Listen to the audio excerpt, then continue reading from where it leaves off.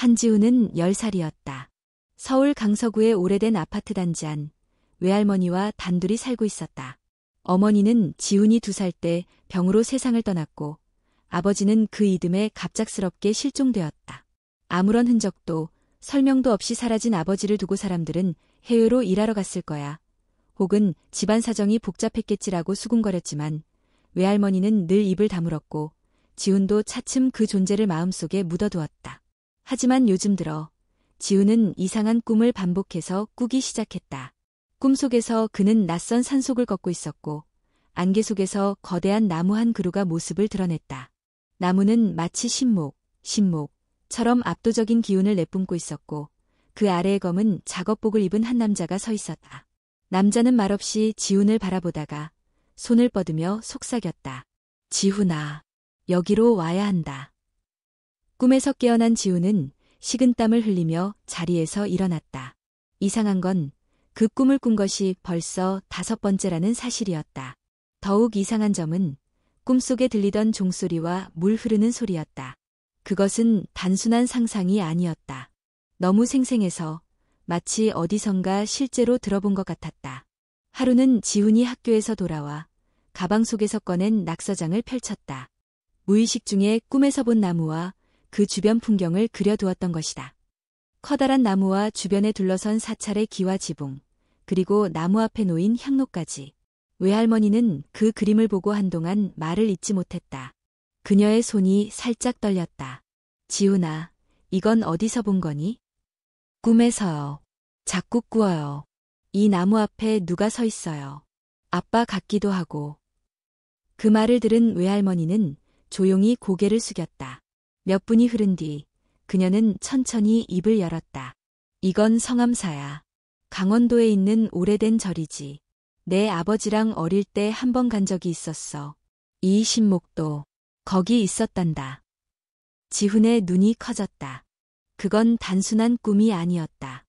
그는 실제로 존재하는 장소를 꿈에서 본 것이다. 더 놀라운 건 그곳이 바로 아버지와 관련 있는 장소라는 점이었다.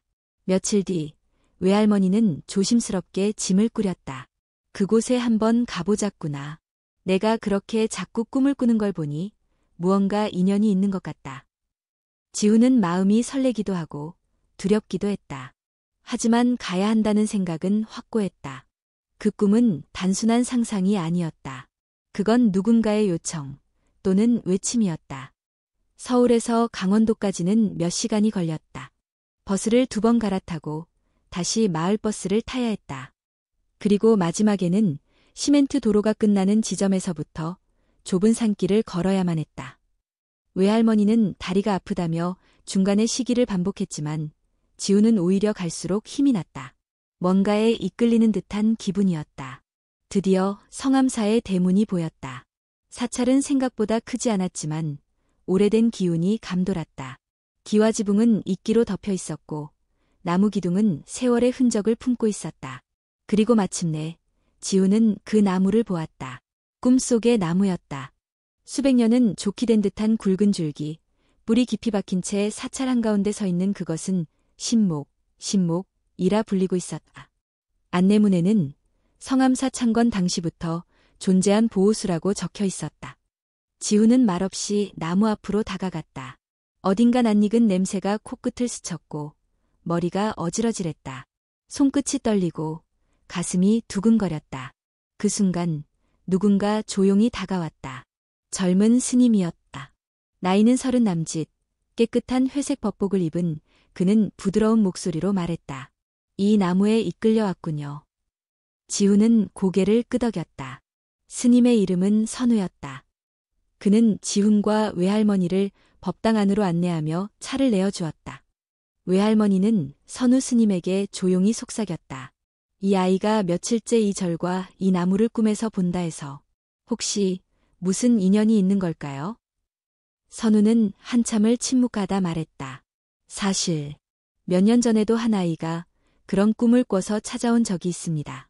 그리고 그 아이가 나무 아래에서 이상한 냄새를 맡았다고 했어요. 하지만 우리는 그땐 대수롭지 않게 넘겼습니다. 지훈은 자리에서 일어나 밖으로 나갔다. 다시 나무 앞에 섰다. 그리고 두 손을 모으고 고개를 숙였다. 아빠, 여기 있어요? 바람이 살짝 불었다. 그 순간 누군가의 울음소리 같은 것이 들린 것 같았다.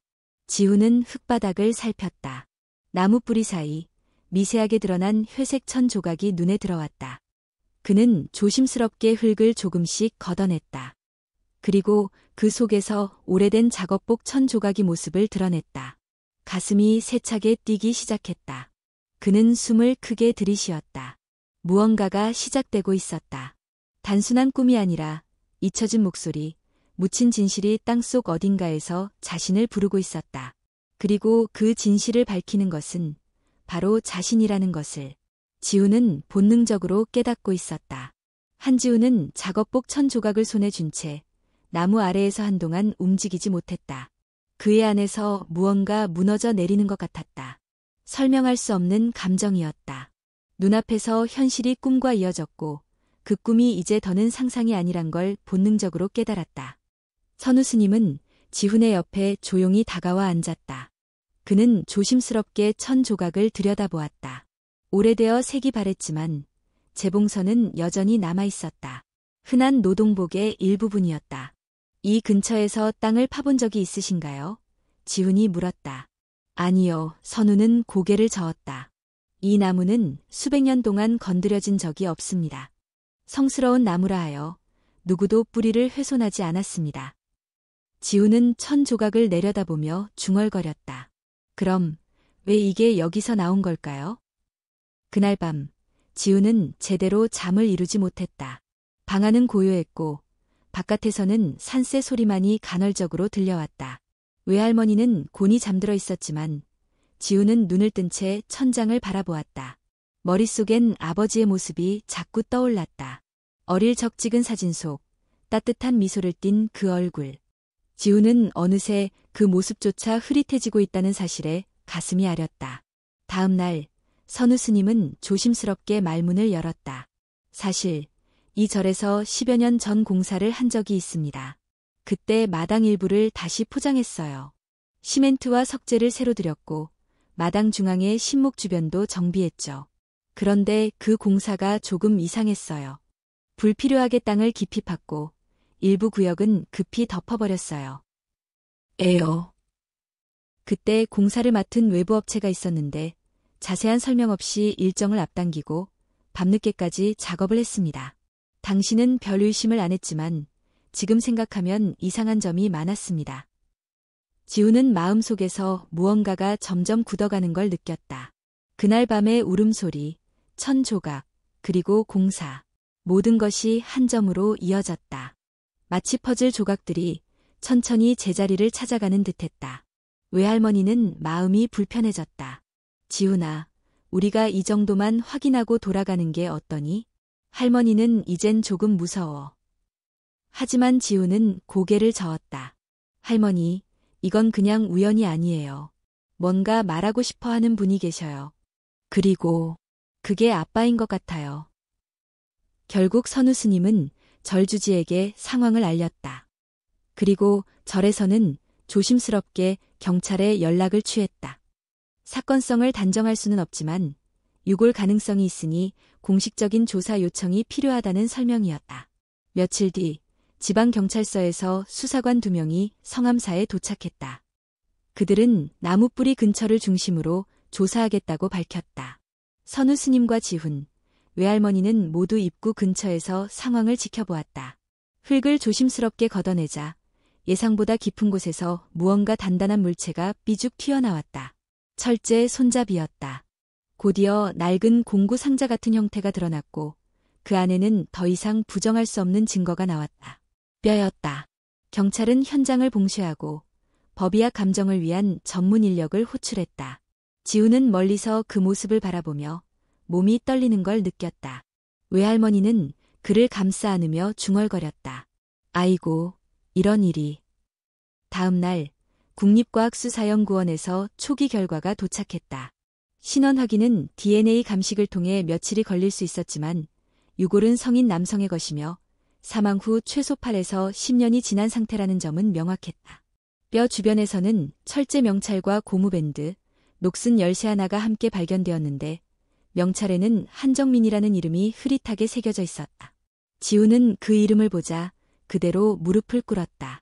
아버지였다. 사건은 곧 언론에 보도되었고 조용했던 절은 취재진으로 북적이기 시작했다. 지역 사회는 충격에 빠졌고 10년 전의 행적을 기억하는 사람들이 하나둘씩 입을 열기 시작했다. 선우 스님은 조용히 지훈에게 말했다. 진실이 드러나면 고통도 함께 따라오게 마련이야. 준비되었니?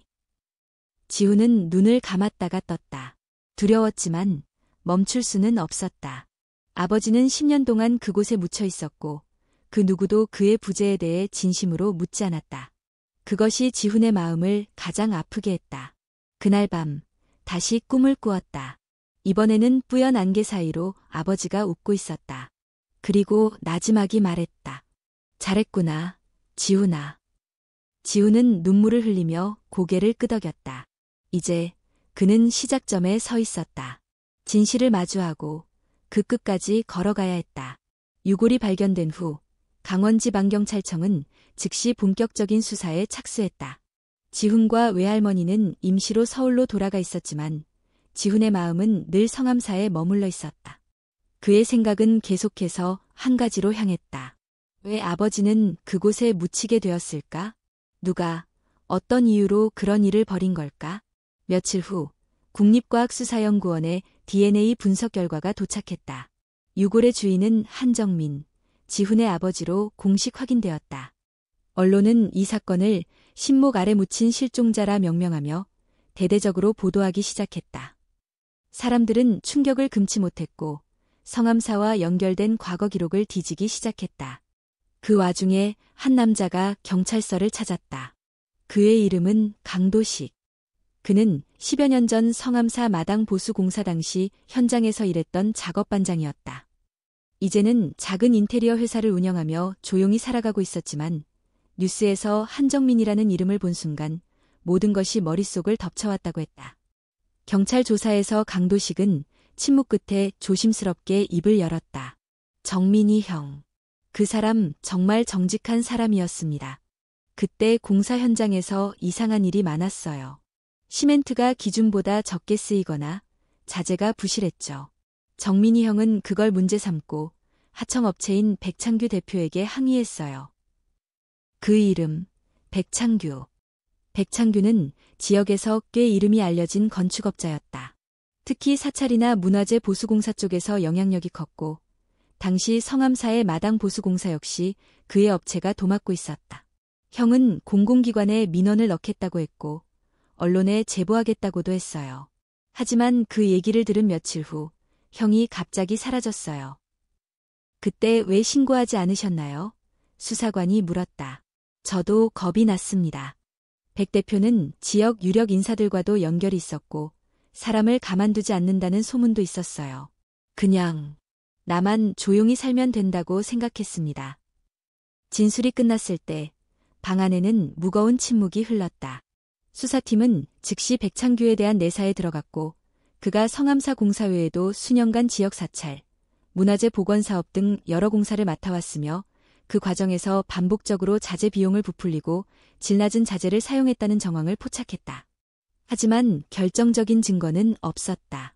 시간이 많이 흘렀고 관련된 직원들 대부분이 퇴직하거나 지방으로 이주했기 때문이다.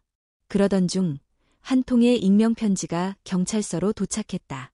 겉봉에는 진실을 말할 때가 왔다고 적혀 있었고 안에는 백창규가 한정민을 협박하는 장면을 목격했다는 내용과 함께 공사 중 야간에 이상한 토사를 파묻은 장면을 본 또 다른 증인의 이름이 적혀 있었다. 편지에 적힌 증인은 당시 막내 인부였던 이성진. 경찰은 즉시 이성진을 찾아내 조사했다. 처음엔 말을 아꼈지만 편지 내용을 보여주자 그는 고개를 숙이며 털어놓았다. 그날 밤 백 대표가 정민이 형을 심하게 밀쳤어요. 형은 돌계단에 머리를 부딪히고 쓰러졌고 피를 흘렸습니다. 놀란 우리는 응급차를 부르자고 했지만 백 대표가 막았어요. 입 다물고 일은 없던 일로 하자고. 그리고 저희에게 땅을 파라고 했습니다. 그는 눈을 감으며 손을 떨었다. 처음에는 그냥 농담인 줄 알았어요. 그런데 정말로 파묻었습니다. 신목 아래였습니다. 지우는 그날 경찰로부터 이 모든 내용을 들었다. 그는 말없이 들었다. 눈물이 흐르지 않았다. 감정은 이미 차갑게 식어 있었고 대신 안에서 조용히 타오르는 분노가 있었다. 외할머니는 흐느끼며 말했다. 그 사람은 정직하게 살았을 뿐인데. 지우는 고개를 끄덕였다. 그래서 그 대가를 받은 거예요. 세상은 그런 곳이니까. 하지만 그는 알고 있었다. 세상이 그렇다고 해서 침묵해선 안 된다는 것을. 그날 밤 지우는 다시 성암사로 돌아갔다. 선우 스님은 조용히 그를 맞이했다. 이제 진실이 거의 다 드러났어요. 이제 너는 무엇을 하고 싶니? 지우는 나무를 바라보며 대답했다. 아빠에게 제대로 작별 인사를 하고 싶어요. 그리고 이야기를 모두가 알게 하고 싶어요. 그래야 다른 누군가가 같은 일을 당하지 않으니까요. 선우는 고개를 끄덕였다. 그래, 이제는 시작이 아니라 마무리할 차례구나. 며칠 뒤 지우는 용기를 내어 기자회견장에 섰다. 어린 소년의 목소리는 작았지만 그 누구보다 또렷했다. 저는 한정민의 아들입니다. 제 아버지는 정직한 사람이었습니다. 단지 진실을 말하려 했을 뿐인데 그로 인해 생명을 잃었습니다. 더는 어떤 진실도 땅속에 묻히지 않길 바랍니다. 이날 이후 성암사 유골 사건은 전국적인 관심을 끌었다. 검찰은 백창규에 대한 정식 기소를 결정했고 관련자들에 대한 수사가 확장되었다. 지우는 느꼈다. 아버지의 목소리가 이제 더는 땅속에 묻혀있지 않다는 것을. 그리고 그 진실을 끌어올린 건 다름 아닌 아들의 작은 목소리였다. 강도식과 이성진의 증언이 공식화되면서 수사는 급물살을 탔다. 검찰은 즉시 백창규에 대한 소환 조사를 시작했고 전국 언론은 연일 한정민 사건을 주요 뉴스로 다루기 시작했다. 백창규는 처음에는 모든 혐의를 부인했다. 그는 오랜 사업 경험과 탄탄한 인맥을 활용해 사건을 오해, 억측으로 몰고 가려 했다. 10년 전 일이야. 난 그런 일 기억도 안 나. 그는 첫 번째 조사에서 말했다. 내가 직접 공사에 참여한 것도 아니고 하청업체 인부들 일까지 내가 다 할 수는 없잖아. 하지만 검찰은 단순한 말장난에 휘둘리지 않았다. 그들은 백창규가 사건 당시 사용했던 휴대전화 통화 내역, 사업장 출입 기록, 그리고 당시 공사 일정과 비교하여 그의 거짓을 하나씩 반박해 나갔다. 특히 강도식이 제출한 당시 작업일지 사본은 결정적인 증거가 되었다. 거기엔 백창규의 서명이 명확히 남아 있었고 공사 날짜와 유골 발견 위치가 일치했다. 결정적인 순간은 두 번째 소환 조사에서 찾아왔다.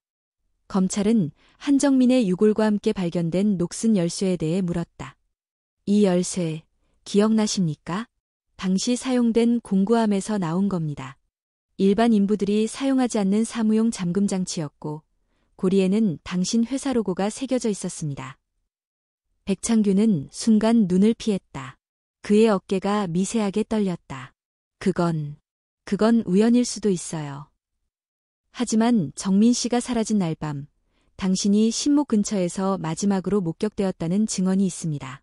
또 정민 씨가 민원을 넣으려 했다는 걸 알고 있었다는 증언도 있습니다. 이제 선택하십시오.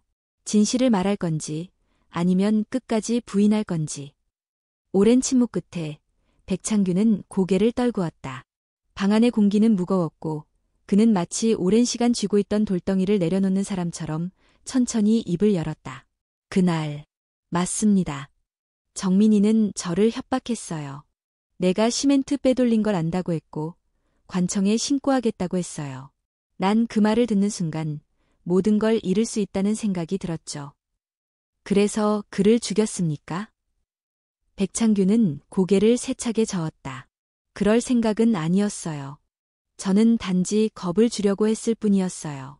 하지만 그놈이 고집이 세고 말다툼 끝에 밀쳐버렸습니다. 계단 끝에서 머리를 부딪히고 피가 났어요. 숨을 쉬지 않았어요. 그리고 그 다음은 제정신이 아니었죠. 사람을 부르고 도와달라고 했지만 아무도 책임지려고 하지 않았어요. 결국 나무 아래에 묻어버리자고 했습니다. 저도, 강도식도, 이성진도 모두 공범입니다. 그의 목소리는 갈라졌고 눈가에 눈물이 맺혔다. 그러나 그것이 후회의 눈물인지 들킨 두려움 때문인지는 아무도 알 수 없었다. 이 자백은 바로 언론을 통해 보도되었다. 전국은 다시 한번 충격에 빠졌다. 사찰에서의 살인, 그리고 집단 침묵이라는 키워드는 대중의 분노를 자극했고 여론은 엄중한 처벌을 요구하기 시작했다. 서울의 한 방송국에서는 이 사건을 집중 조명하는 특별 다큐멘터리까지 제작했고 인터넷 포털에서는 한정민 사건이라는 키워드가 며칠간 검색어 1위를 차지했다. 성암사에도 그 여파가 미쳤다. 평소 조용하던 사찰은 외부인들로 붐볐고 일부 사람들은 항의의 뜻으로 향을 던지고 소리를 지르기도 했다. 하지만 선우 스님은 모든 상황을 묵묵히 받아들였다. 그는 지훈에게 말했다. 이건 모두가 함께 감당해야 할 고통입니다. 침묵했던 자, 무관심했던 자, 그리고 진실을 묻으려 했던 자들 모두가 이제는 무거운 진실을 짊어져야 합니다. 지훈은 신목 앞에 앉아 있었다. 다시 그 꿈을 꾼 밤이었다. 아버지는 이번엔 아무 말도 하지 않았고 그저 미소 지으며 고개를 끄덕였다. 이제야 진짜로 떠날 수 있는 듯한 얼굴이었다. 지훈은 무릎을 꿇고 손을 모았다. 아빠, 이제 모두가 알게 되었어요. 이제 아빠는 더 이상 혼자가 아니에요. 며칠 후 검찰은 백창규를 살인 혐의 및 시체 은닉, 증거인멸 혐의로 기소했다. 함께 작업에 관여했던 강도식과 이성진은 자백과 협조를 감안하여 집행유예를 전제로 한 기소유예 검토가 진행되었다. 재판은 한 달 뒤로 예정되었고 전국의 이목이 집중된 가운데 지훈은 생각했다. 이제 남은 건 아버지에게 마지막 인사를 건네는 일. 그의 목소리가 더 이상 어둠 속에서 메아리치지 않도록 그를 따뜻한 빛 속으로 보내주는 것이었다. 그리고 그것이 진실을 밝힌 아들의 책임이자 사랑이었다. 한 달 뒤 춘천지방법원 강당을 개조한 임시법정에서 성암사 시신 유기 사건에 대한 첫 공판이 열렸다. 언론의 관심이 집중되었고 방청석은 금세 만석이 되었다. 방송 카메라, 기자들, 법조계 관계자들까지 빽빽하게 자리 잡은 그곳에 11살 소년 한지훈은 조용히 앉아 있었다. 법정 안은 묘한 정적 속에 휩싸여 있었다. 피고인석에는 백창규가 앉아 있었다. 구속수감된 지 한 달, 그는 몰라보게 수척해졌지만 여전히 고개를 곧게 들고 있었다. 수갑이 채워진 손은 떨리지 않았지만 그의 눈빛에는 두려움과 무언가를 억누른 감정이 엿보였다. 검찰은 공소장을 읽기 시작했다. 피고인 백창규는 2014년 5월경 강원도 화천군 성암사 경내에서 공사 중 자신의 비리를 고발하려 했던 피해자 한정민을 말다툼 끝에 신체적으로 가해하였고 피해자가 사망하자 그 시신을 사찰 경내 신목 아래에 은닉한 혐의로 기소되었으며 공소장은 길고도 치밀했다. 검찰은 구체적인 증거를 하나하나 제시했고 피고인의 자백, 증인 진술, 유류품 분석 등을 통해 사건의 실체가 명확히 드러나고 있음을 강조했다. 피고 측 변호인은 우발적 사고였고 범행 이후 피고인이 깊이 반성하고 있다며 감형을 요청했지만 여론은 냉담했다. 재판 중반 판사는 뜻밖의 결정을 내렸다. 본법원은 피해자의 유가족인 한지훈 군이 직접 의견을 밝히고자 한다는 신청을 받아들였습니다. 한지훈 군, 발언석으로 나와주세요. 순간 방청석이 술렁거렸다. 11살 소년이 법정에 서서 발언한다는 것은 이례적인 일이었다. 기자들의 카메라 셔터 소리가 연달아 울렸다. 그러나 지훈은 떨지 않았다. 오히려 그의 걸음은 또렷했고 시선은 정면을 향하고 있었다. 그는 마이크 앞에 서서 천천히 숨을 들이켰다. 그리고 또박또박 말을 시작했다. 저는 아버지를 본 기억이 많지 않습니다. 아주 어릴 때의 몇 장면만 기억납니다. 웃던 얼굴, 무릎에 앉혀주시던 감촉, 그리고 어느 날 그분은 사라졌습니다. 법정 안이 조용해졌다. 지훈의 목소리는 작지만 분명했다. 제가 자라면서 가장 많이 들은 말은 그냥 그런 일이야. 조용히 지나가는 게 좋아. 모르면 가만히 있어였습니다. 하지만 그 말들 때문에 제 아버지는 10년 동안 땅속에서 아무 말도 하지 못했습니다. 그는 잠시 말을 멈추었다. 피고인을 바라보았다. 백창규와 눈이 마주쳤다. 그 순간 지우는 고개를 돌리지 않았다. 저는 백창규 씨를 용서하지 않습니다. 하지만 저희 모두가 생각해야 할 건 왜 이런 일이 아무 말 없이 지나갔는가입니다. 누군가는 받고 누군가는 들었습니다. 하지만 모두가 침묵했기 때문에 아버지는 그렇게 사라졌습니다. 그는 마지막으로 고개를 숙이며 말했다. 더는 누구도 그렇게 묻혀서는 안 됩니다. 진실이 말할 수 있도록 우리 모두가 귀를 열어야 합니다. 지훈의 발언이 끝나자 잠시 정적이 흘렀다. 그 후 터져나온 것은 박수도 감탄도 아니었다. 오히려 고요한 침묵 속에서 무언가가 무너지는 듯한 감각이었다. 누군가 훌쩍였고 피고인의 어깨는 더 이상 곧게 펴지지 않았다. 재판은 계속되었지만 그날의 핵심은 11살 소년의 목소리였다. 재판이 끝난 후 많은 언론들이 지훈의 발언을 인용했고 SNS에는 아들의 말에 마음이 찢어졌다. 어른들이 부끄럽다는 반응이 이어졌다.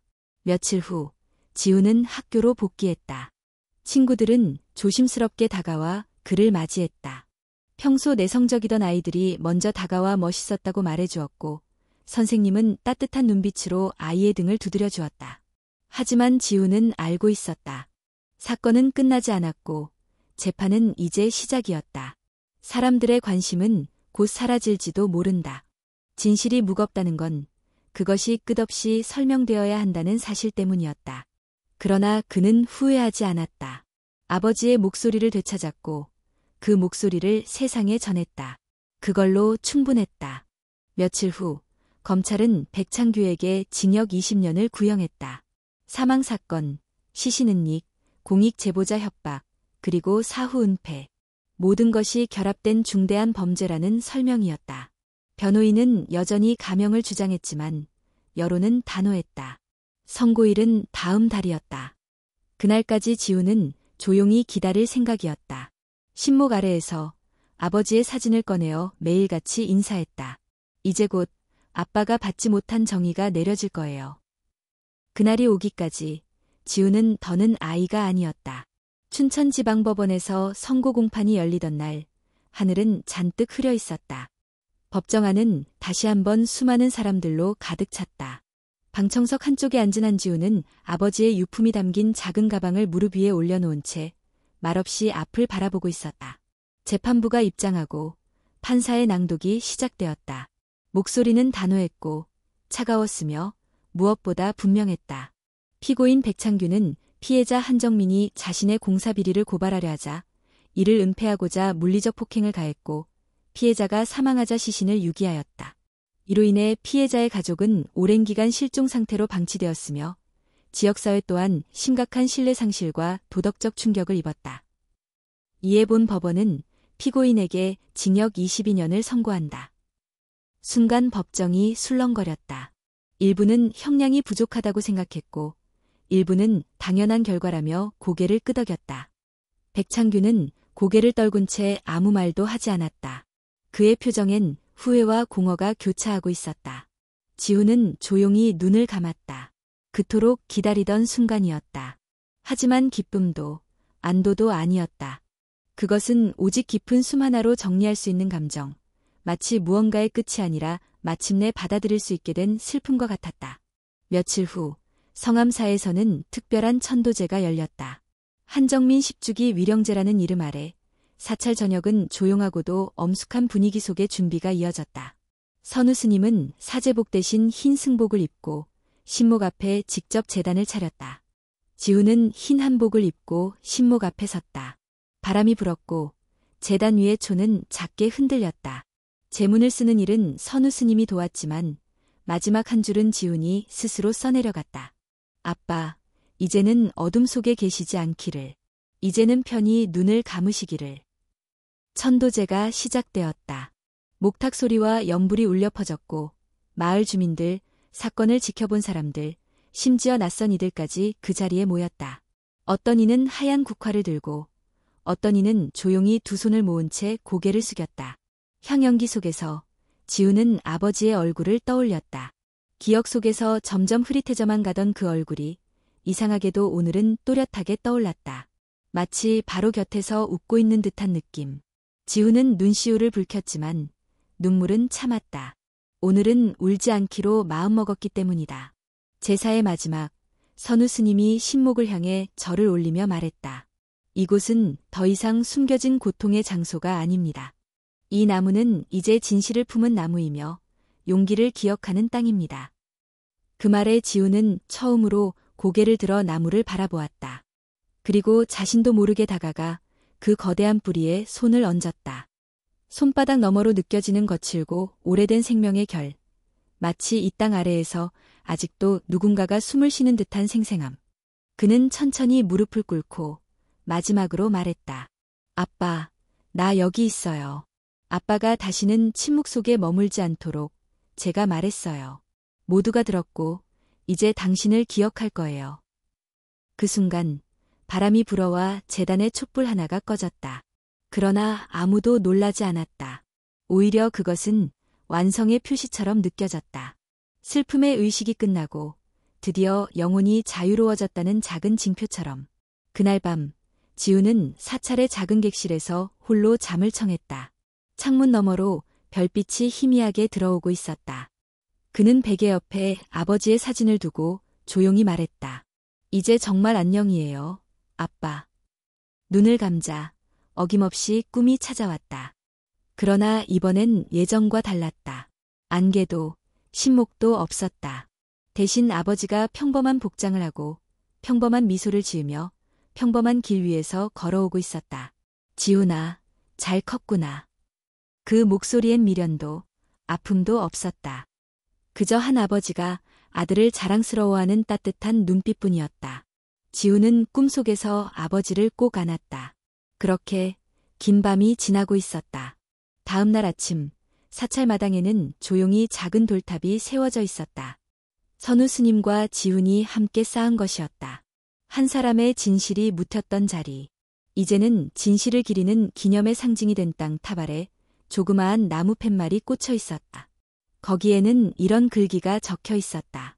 진실은 언젠가 말을 건넨다. 그리고 그것을 들은 자는 결코 외면할 수 없다. 그것이 지훈이 아버지에게 남긴 마지막 인사였다. 한정민의 천도제가 끝난 뒤 성암사 주변은 다시 고요를 되찾는 듯했다. 그러나 그것은 표면적인 평온일 뿐, 이 사건이 남긴 파장은 강원도 화천 지역 사회 전반에 깊숙이 퍼지고 있었다. 백창규가 구속되고 유죄 판결을 받은 이후 그의 건설회사는 사실상 해체 수순에 들어갔다. 그가 연루된 다수의 공공시설 공사, 특히 문화재 보수 사업들이 대대적인 재감사 대상이 되었다. 감사원은 해당 기간 동안의 입찰문서, 자재 내역, 공정률 보고서 등을 전면 조사했고 여러 건의 부실 공사가 드러났다. 그 가운데 화천 초등학교 별관 증축 공사에서 사용된 자재가 기준 미달이라는 사실이 밝혀지자 학부모들은 충격에 휩싸였고 교육청은 긴급히 보강 공사에 들어갔다. 주민들은 분노했고 일부는 우리가 외면하고 침묵한 대가를 이제야 치르고 있다며 스스로를 자책했다. 화천군청은 뒤늦게나마 공공감시 민간위원회를 설립하기로 결정했다. 지역 주민들이 직접 참여하여 공공사업의 집행과정, 예산 투명성을 점검할 수 있도록 하기 위한 제도였다. 많은 이들이 그 소식을 반기며 참여를 희망했고 각 마을의 이장들도 이제 더 이상 조용히 넘기지 않겠다고 말했다. 성암사 또한 변화를 맞이했다. 선우 스님은 천도제가 끝난 뒤 사찰 안에 신목 주변을 정비하며 작은 공간을 조성했다. 거기에는 한정민의 이름이 새겨진 돌비석과 함께 그 아래 조그만 대나무 바구니가 놓였다. 바구니 옆에는 손으로 써내려간 안내문이 하나 있었다. 당신이 하고 싶은 말을 여기에 적어주세요. 늦었더라도 괜찮습니다. 그리고 그 아래에는 단 한 줄이 더 쓰여 있었다.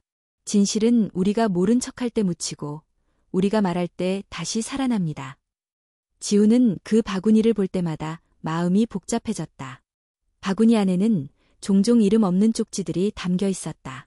어떤 쪽지에는 사과의 말이, 어떤 쪽지에는 과거 자신이 목격했지만 입을 다물었던 기억이, 어떤 쪽지에는 자신이 겁쟁이였다고 고백하는 글이 적혀 있었다.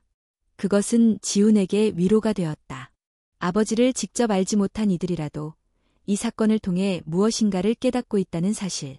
그것만으로도 그는 더는 혼자가 아니라고 느꼈다. 한편 지우는 다시 서울로 돌아와 학교에 복학했다. 여느 아이들처럼 교복을 입고 도시락을 챙겨 등굣길에 나섰다. 그러나 아이들은 그를 더 이상 조용한 아이로만 대하지 않았다. 지우는 갑작스럽게 유명해졌다. 뉴스를 본 친구들이 다가와 내가 그 지훈이야? 라고 물었고 일부 선생님은 조심스럽게 그의 이름을 부르며 격려했다. 하지만 지훈은 화려한 관심을 바라지 않았다. 그는 조용히 앉아 공부했고 예전처럼 급식 시간에 줄을 서고 도서관에서 책을 빌렸다. 변한 것은 겉모습이 아니라 그의 마음가짐이었다. 사회시간 수업 중 선생님이 물었다. 공익제보와 양심선언이 우리 사회에 어떤 의미가 있을까요? 아이들이 손을 들며 의견을 말했다. 그리고 마지막에 선생님은 조용히 지훈을 바라보았다. 지훈아, 너는 어떻게 생각해? 지훈은 잠시 망설이다가 조용히 말했다. 말하는 건 무섭지만 말하지 않으면 더 무서운 일이 일어나요. 누군가는 말해야 하고 그걸 들어주는 사람이 있다면 세상이 조금은 나아질 거예요. 그 말에 교실은 조용해졌다. 그리고 누군가가 박수를 치기 시작했고 이어 다른 친구들도 박수를 보냈다. 그것은 존경이나 동정이 아니라 함께 무엇인가를 배운 이들에게서 나오는 자연스러운 감흥이었다. 그날 이후 학교에는 작은 변화가 생겼다. 학생회는 작은 목소리함을 설치했다. 학생 누구나 이름 없이 쪽지를 넣어 의견을 전할 수 있는 공간이었다. 누군가는 급식 문제를, 누군가는 교실 청소를, 또 누군가는 친구 간 괴롭힘을 쪽지에 담았다. 누군가는 손글씨로 이렇게 썼다. 지훈아, 덕분에 우리도 말할 수 있게 되었어. 고마워. 이름은 적혀있지 않았지만 지훈은 그 쪽지를 오래도록 책상 안에 간직했다. 성암사에서는 한 달에 한 번 진실의 나눔회를 열기로 했다. 사건 이후 사찰을 찾는 이들이 많아졌고 선우 스님은 그들을 위한 시간을 만들고자 했다. 그 자리에선 종교와 나이, 직업을 불문하고 누구나 자신의 이야기를 할 수 있었다. 가벼운 후회부터 깊은 죄책감까지 각자의 목소리가 오고 갔다. 그리고 그곳에서 모두가 지켜보는 가운데 한 여인이 입을 열었다. 10년 전, 저는 사찰 마당 공사 중 밤늦게 이상한 장면을 봤습니다. 누군가 땅을 파고 있었고 큰 자루를 옮기고 있었죠. 저는 겁이 나서 그냥 집으로 돌아갔습니다. 그 뒤로 오랫동안 아무에게도 말하지 않았습니다. 그녀의 말에 모두가 숨을 죽였다. 그녀는 눈물을 닦으며 말했다. 이제서야 말해서 정말 죄송합니다. 너무 늦었죠. 하지만 지훈이 덕분에 저도 용기 낼 수 있었어요. 지훈은 그녀를 향해 고개를 끄덕였다. 그리고 조용히 말했다. 늦은 게 아니라 이제라도 말해줘서 고마워요. 그날 밤 신목 아래 놓인 바구니엔 새로운 쪽지가 한 장 더 놓여 있었다. 그 위엔 익숙한 글씨로 짧게 적혀 있었다. 진실을 들은 사람은 다시는 예전처럼 살 수 없다. 지훈은 그것이 무엇을 의미하는지 알았다. 이제 이 나무는 단순한 나무가 아니었다. 이곳은 사람들의 기억이 깃든 장소, 그리고 앞으로 진실이 흘러나오는 새로운 시작점이었다. 늦여름의 햇살이 성암사 지붕을 부드럽게 비추던 어느 날, 지훈은 다시 강원도의 산길을 올라 신목 앞에 섰다. 2달 전 천도제 이후 처음으로 혼자 찾아온 방문이었다. 마당은 여전히 고요했고 신목은 한결같이 우직하게 자리를 지키고 있었다. 그러나 이전과는 분명히 달라진 기운이 그 공간을 감싸고 있었다. 지훈은 바위 옆에 걸터앉아 가방에서 작은 나무판을 꺼냈다. 목공 시간에 직접 만든 이름표였다. 아버지의 이름 한정민이 또박또박 새겨져 있었고 그 밑에는 진실은 기억될 것입니다라는 문장이 손글씨로 쓰여 있었다. 선우 스님이 조용히 다가와 물었다. 그걸 여기 놓으려는 거니? 지훈은 고개를 끄덕이며 말했다. 아빠가 여기에 있었으니까요. 이제는 누가 봐도 아빠가 여기에 계셨다는 걸 알 수 있었으면 좋겠어요. 누군가 있더라도 이 나무는 기억하니까요. 선우는 미소를 지었다. 잘 만들었구나. 내 손으로 아버지를 여기에 다시 데려다 놓았네. 지훈은 신목뿌리 근처에 나무판을 단단히 박아 넣었다. 나무는 조용히 흔들렸다. 마치 모든 걸 받아들이겠다는 듯이. 그 순간 산속에서 바람이 불어와 지훈의 머리칼을 흔들었다. 낙엽 하나가 천천히 바닥에 내려앉았다. 누군가의 숨결처럼 가볍고 따뜻하게. 그날 오후 성암사에서는 조촐한 약속의 자리가 마련되었다. 스님들과 마을 주민, 그리고 몇몇 외부 손님들이 모인 자리에서 선우 스님은 마이크 없이 조용히 이야기했다. 우리는 이 신목 아래에서 한 생명의 침묵을 발견했고 한 아이의 용기로 다시 세상이 말을 하게 되었습니다. 오늘부터 이곳은 진실의 마당이라 불릴 것입니다. 그리고 매년 5월 기억의 날을 열어 이 자리에 모여 말하지 못한 것들, 잊혀진 이름들을 되새기려 합니다. 지훈은 그 말을 들으며 어딘가 모르게 마음 한켠이 편안해지는 것을 느꼈다. 아버지를 위한 것이었지만 동시에 자신을 위한 자리이기도 했다. 기념식이 끝난 후 한 여학생이 지훈에게 다가왔다. 그녀는 성암사 근처 중학교에 다니는 2학년 학생이었다. 그녀는 말없이 편지를 내밀었다. 쑥스러운 듯 고개를 숙인 채 뒤돌아섰고 지훈은 조심스레 그 편지를 펼쳤다. 지훈 오빠, 저는 어릴 적 아버지 손을 잡고 이 절에 자주 왔어요. 그때마다 신목 앞에서 향을 피우셨고 아무 말도 없이 기도하셨어요. 오빠 이야기를 듣고 나서야 알게 되었어요. 아버지도 진실을 알고 있었을지도 몰라요. 이제는 저도 누군가에게 말하려 해요. 그리고 저도 누군가의 오빠처럼 되고 싶어요. 지훈은 편지를 곱게 접어 가슴에 넣었다. 그는 처음으로 깨달았다. 자신이 바꾼 것은 아버지의 진실뿐 아니라 다른 누군가의 마음이라는 것을. 진실은 때때로 슬픔과 고통을 남기지만 그 진실을 밝히는 과정에서 생겨나는 울림은 더 큰 변화를 만들어낸다. 서울로 돌아가기 전날 밤, 지훈은 선우 스님과 함께 마지막 산책을 했다. 달빛 아래의 성암사는 낮과는 또 다른 분위기를 풍기고 있었다. 고요한 어둠 속에서 별빛은 더욱 선명했고 그 아래서 스님의 목소리는 평소보다 더 부드럽게 들렸다. 지훈아, 이 나무는 앞으로 수백 년을 더 살 거야. 그리고 그동안 많은 사람들이 이곳에 와서 너와 내 아버지의 이야기를 듣게 될 거야. 지훈은 작게 웃었다. 그 사람들이 진실을 무겁게 느낄까요? 스님은 잠시 생각하다가 말했다. 진실은 언제나 무겁지. 하지만 그 무게가 누군가의 어깨 위에 올려졌을 때 나눌 수 있다면 그것은 짐이 아니라 유산이 되지. 지훈은 그 말의 의미를 천천히 곱씹었다. 그리고 자신이 앞으로 짊어져야 할 무게가 단지 아버지의 죽음에 대한 슬픔이 아니라 그 진실을 통해 태어난 변화임을 알게 되었다. 다음 날 아침, 성암사를 떠나는 날, 지훈은 신목 앞에 마지막으로 서서 인사했다. 아빠, 이제 서울에 가요. 학교도 다니고 친구들도 만나고 잘 지낼게요. 그리고 매년 꼭 올게요. 약속해요. 기차를 타고 돌아가는 길, 지훈은 창밖을 바라보며 손바닥 안에 꼭 쥐고 있던 작은 쪽지를 펼쳤다. 그것은 자신이 신목 바구니에 넣으려다 끝내 넣지 못한 마지막 말이었다. 아빠, 제가 기억할게요. 그리고 누군가에게 말할게요. 진실은 잊히지 않아야 한다고. 그는 조용히 쪽지를 다시 접어 가슴속에 넣었다.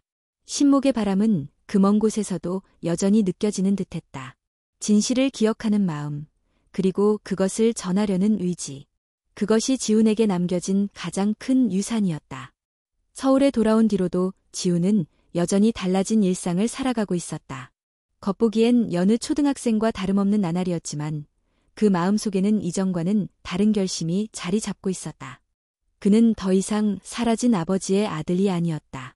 그는 자신이 받은 진실을 품고 그것을 지켜야 할 책임을 가진 사람이었다.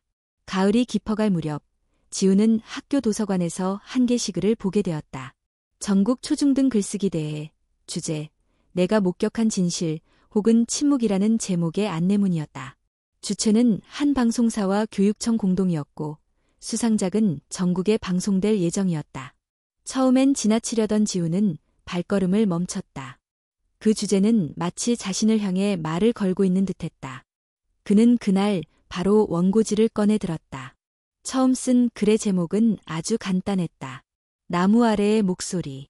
지훈은 차분하게 펜을 들어 아버지의 이야기, 자신이 꿈꿈, 신목 아래에서 발견한 진실, 그리고 침묵했던 어른들과의 대면까지 모든 과정을 담담하게 써내려갔다. 한 문장 한 문장이 마치 기도문처럼 나왔다.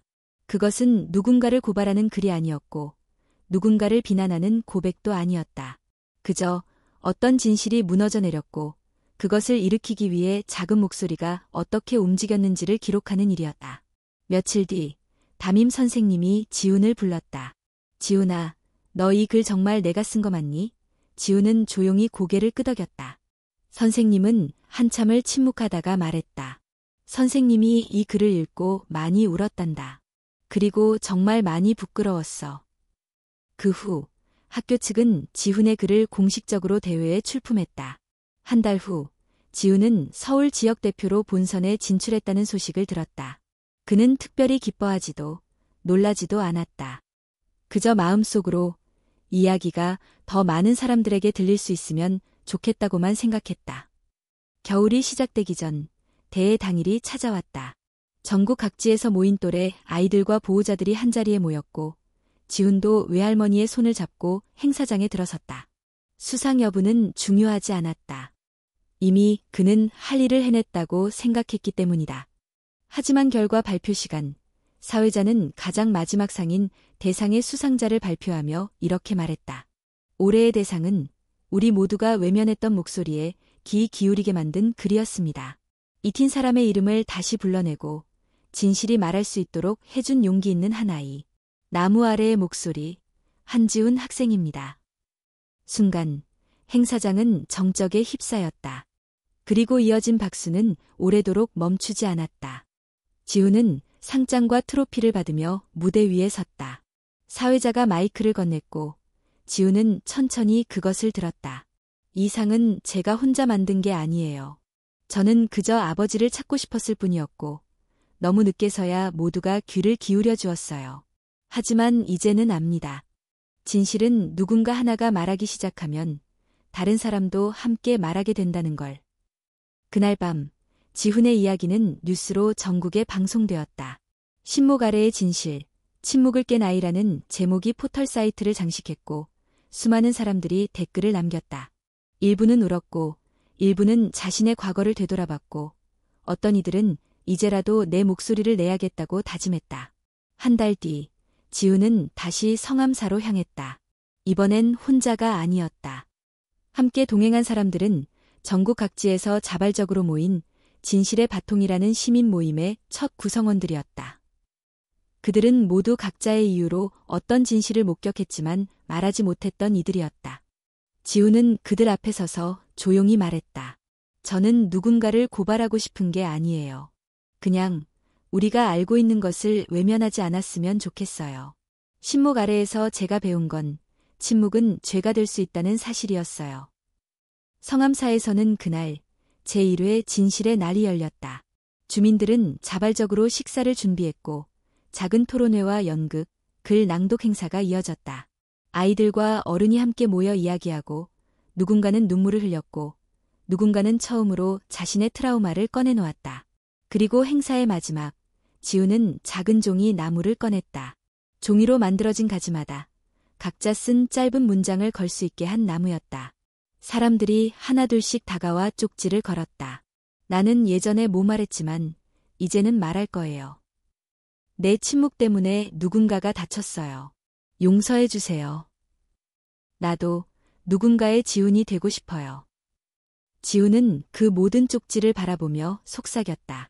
이제 진실은 혼자가 아니야. 어느덧 해가 지고 신목에 불빛이 하나 둘 켜졌다. 누군가는 기타를 꺼내어 조용한 멜로디를 연주했고 사람들은 따뜻한 국밥을 나누며 서로의 이름을 불렀다. 그날 성암사는 더 이상 고요한 사찰이 아니었다. 그것은 진실을 품은 사람들의 집이었고 목소리를 가진 사람들이 모여 서로의 상처를 껴안는 공간이었다. 지훈은 혼자 신목 앞으로 다가갔다. 손끝으로 나무의 거친 껍질을 느끼며 작게 중얼거렸다. 아빠, 우리가 해냈어요. 그리고 이건 시작이에요. 겨울이 깊어가며 성암사의 나무들은 낙엽을 모두 떨구고 앙상한 가지만을 남겼다. 그러나 신목만은 여전히 푸르른 이끼에 덮여 그 존재를 드러내고 있었다. 그 아래에 놓인 작은 기념판, 한정민, 진실은 기억될 것입니다. 라는 글권은 바람에 흔들리며 조용히 그 자리를 지키고 있었다. 한지우는 다시 한번 사찰을 찾았다. 이번에는 외할머니와 함께였다. 그는 이제 어느덧 12살이 되었고 얼굴에는 어느 때보다 단단한 기색이 감돌았다. 겨울방학이 시작되자마자 찾은 성암사는 하얀 눈에 덮여 있었고 마당의 돌길 사이사이에 쌓인 눈발은 발걸음을 조심스럽게 만들었다. 선우 스님은 마루 끝에서 기다리고 있었다. 지훈은 예의를 갖추어 절을 올렸고 외할머니도 조심스레 손을 모았다. 잘 왔다. 신목이 너를 기다리고 있었던 것 같구나. 지훈은 가볍게 웃으며 고개를 끄덕였다. 올해는 꼭 이날에 오고 싶었어요. 아버지가 사라진 날이니까요. 선우 스님은 잠시 침묵했다가 천천히 입을 열었다. 오늘은 단지 누군가가 떠난 날이 아니라 내가 진실을 다시 세상 위로 올린 날이기도 해. 그러니 슬퍼할 필요는 없어. 이건 기념이야. 세 사람은 함께 신목 앞으로 걸어갔다. 나무 주변에는 여전히 쪽지가 걸려 있었고 종이 나무에도 새로운 메시지들이 더해져 있었다. 매달 이곳을 찾아오는 사람들이 꾸준히 남긴 말들. 그 중에는 나도 이제 말할 수 있을 것 같아요. 나의 침묵은 끝났습니다. 지훈아, 고마워요라는 글거들이 있었다. 지훈은 가방에서 한 권의 공책을 꺼냈다. 그 안에는 아버지에 대한 기억, 사라진 시간 동안의 감정, 그리고 진실이 밝혀진 이후의 나날들이 담겨 있었다. 처음에는 자신의 일기였지만 시간이 지날수록 그것은 누군가에게 전하고 싶은 이야기로 변해 있었다. 이 공책을 도서관에 기증하고 싶어요. 누군가 우연히 읽고 자신의 이야기를 꺼낼 수 있다면 좋겠어요. 선우 스님은 공책을 받아들며 깊이 고개를 끄덕였다. 이야기는 이제 너 혼자만의 것이 아니구나. 그날 오후 성암사 도서관 한켠에 작은 진열장이 마련되었다. 기억의 서가라는 이름 아래 지훈의 공책이 첫 번째 책으로 자리 잡았다. 그리고 그 옆에는 당신의 이야기를 써주세요라고 적힌 빈노트가 함께 놓였다. 지훈은 조용히 돌아서며 말했다. 이제 제가 할 일은 들을 준비를 하는 거예요. 누군가 또 진실을 꺼낼 때 그걸 들어주는 사람이 되고 싶어요. 외할머니는 손을 꼭 잡으며 말했다. 지훈아, 넌 참 멋진 아이로 자랐구나. 내 아버지가 봤다면 정말 자랑스러워했을 거야. 지훈은 미소 지으며 말했다. 저도 아버지를 자랑스럽게 생각해요. 그분은 진실을 지키려 했고 그 용기는 제 안에 남아있어요. 며칠 후 서울의 한 공공도서관에서 잊히지 않는 이름들이라는 제목의 전시가 열렸다. 사회 각지에서 침묵 속에 묻혔던 사람들의 이야기를 모은 전시였고 그 한켠에는 신목 아래의 진실, 한지훈과 한정민이라는 코너가 마련되었다. 사진, 기록, 지훈의 글, 그리고 작은 조각 영상이 함께 전시되었고 관람객들은 한참을 그 앞에서 발걸음을 멈추었다. 한 중년 여성이 그 앞에서 조용히 눈물을 훔치며 말했다. 나도 딸을 잃었어요. 아무도 들어주지 않아서 포기했는데 이제 말해도 되겠네요. 지훈의 목소리는 영상 속에서 또렷이 흘러나왔다. 진실은 우리 모두의 것이고 그걸 듣는 귀가 많아질수록 더는 아무도 땅속에 묻히지 않게 됩니다. 진실은 그렇게 또 한 사람의 마음에 씨앗처럼 심어졌다. 그리고 1년 뒤 지훈은 중학생이 되었다. 성암사의 신목은 여전히 그 자리를 지키고 있었고 진실의 날 행사는 이제 전국적으로 확대되어 매년 열리는 기억의 날로 자리 잡았다. 학교에서는 지훈의 이야기가 시민교육 자료로 활용되었고 그는 여러 행사에서 청중 앞에 서서 다시 그날의 이야기를 전했다. 그러나 지훈은 여전히 조용한 아이였다. 도서관을 좋아했고 혼자 산책을 즐겼으며 가끔은 신목의 사진을 휴대폰 배경화면으로 보며 조용히 웃곤 했다. 그의 삶은 평범해 보였지만 그 안엔 단단한 기둥이 하나 서 있었다. 그것은 아버지의 죽음에서 태어난 것이 아니었다. 침묵을 딛고 말을 꺼낸 그날 자신이 다시 태어난 것이었다. 어느 날 성암사에 낯선 방문객이 찾아왔다. 그는 중년의 남성이었고 신목 앞에서 조용히 앉아 긴 시간을 보냈다. 그리고 종이 나무에 쪽지를 걸었다. 나는 이 나무 덕분에 다시 시작할 수 있었습니다. 진심으로 감사합니다. 그 남자의 옆에 있던 소년이 말했다. 아빠, 그게 무슨 뜻이야? 남자는 아이를 안으며 말했다. 예전에 내가 외면했던 진실을 어떤 아이가 말해줬단다. 그 아이 덕분에 아빠는 용기를 냈어. 신목은 묵묵히 그들의 이야기를 듣고 있었다. 그리고 그렇게 또 다른 이름이 잊히지 않게 되었다.